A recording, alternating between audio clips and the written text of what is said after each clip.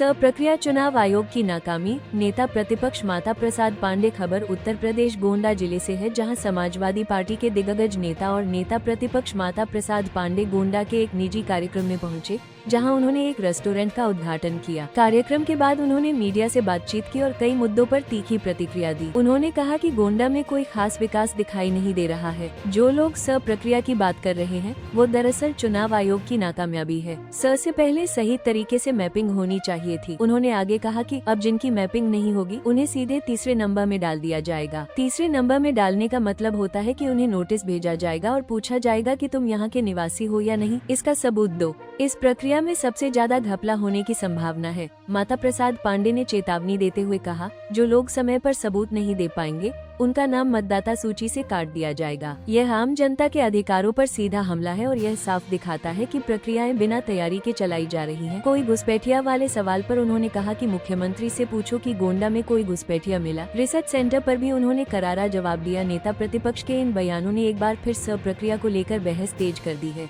पीछे के लो भैया, और कुछ नहीं शुरू कर दो। अरे गोंडा का विकास जो है, हमने जो देखा है, मैं उससे बहुत संतुष्ट नहीं हुआ।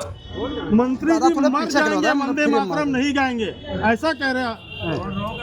क्या वंदे मातरम पे विवाद हो रहा है? कोई दिक्कत नहीं है। मंत्री ने कहा मर जाएंगे, वंदे मातरम नहीं गाएंगे, क्या दिक्कत है? उन्नीस पूछना हमसे, यहाँ के स्थान है पूछो।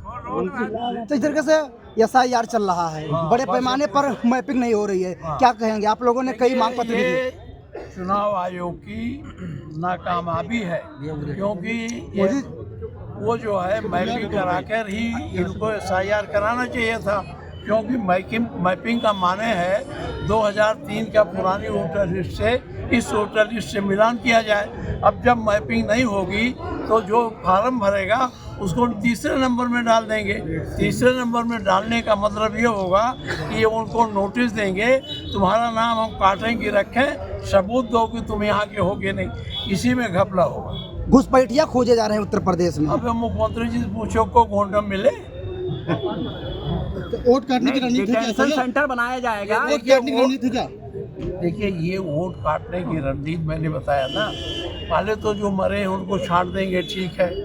जो शिफ्ट कर गए उनको छोड़ देंगे, ठीक है। जो लड़कियों की शादी हो गई चले जाएंगे, वो ठीक है।